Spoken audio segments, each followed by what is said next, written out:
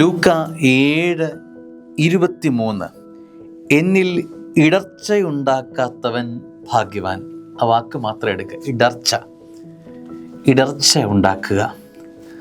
അത് ഹൃദയങ്ങൾ ഒരുമിക്കാത്തിടത്ത് ഈ ഇടർച്ച സ്വാഭാവികമാണ്. എവിടെയാണ് ഈ ഇടർച്ചയ്ക്ക് സ്കോപ്പ് ലഭിക്കുന്നത്? ഹൃദയതാളം ഒരുമിക്കാത്തിടത്ത.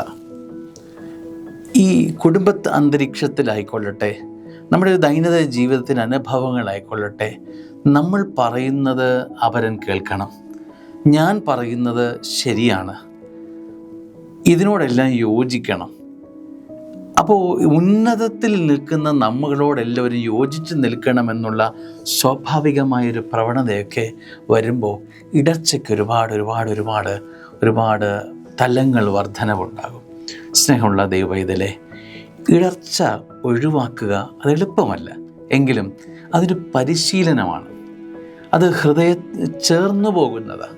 അത് പരിശീലനത്തിലൂടെ രൂപപ്പെടേണ്ട ഒരു ഭാവമാണ് ഈ ഇടർച്ചയിൽ നിന്ന് മാറി നിൽക്കുക എന്നുള്ളത്. ഹൃദയങ്ങളെ ഒരുമിപ്പിച്ച് കൊണ്ടുപോകുക അത്ര എളുപ്പമല്ല. അത് കുടുംബ അന്തരീക്ഷത്തിൽ 4-5 പേരെ, ഒരു സമൂഹത്തിൽ കുറേയേറെ പേരെ അതൊരുമിച്ച് കൊണ്ടുപോവുക അത് എളുപ്പമല്ല. കാരണം എല്ലാവർക്കും അവരുടേതായ അഭിപ്രായങ്ങളുണ്ട്, തീരുമാനങ്ങളുണ്ട്.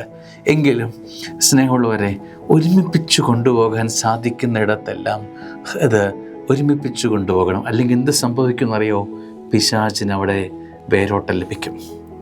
ഇടർച്ച ഉണ്ടാകുന്നിടത്തെല്ലാം അവിടെ പിശാച് പ്രസവം നടത്തുന്നുണ്ട്, പിശാചിൻ്റെ ഓട്ടം നടക്കുന്നുണ്ട്, പിശാച് അവിടെ പെറ്റുപെരുകുന്നുണ്ട്.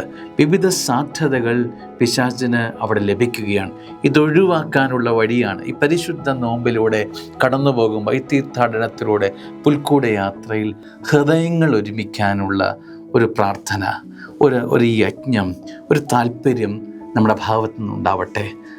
ഇടർച്ച ഉണ്ടാകുന്ന എല്ലാ ഇടങ്ങളിലും പ്രാർത്ഥനയുടെ മെഴുകുകൊണ്ട്, പ്രാർത്ഥനയുടെ സമവാക്യം കൊണ്ട്, സ്നേഹം കൊണ്ട് നമ്മളതിനെ യോജിപ്പിച്ചെടുത്ത് ഒരു പുൽക്കൂട് അനുഭവത്തോടെ, ഹൃദയത്തുറവിയോടെ നമുക്ക് യാത്ര ചെയ്യാം.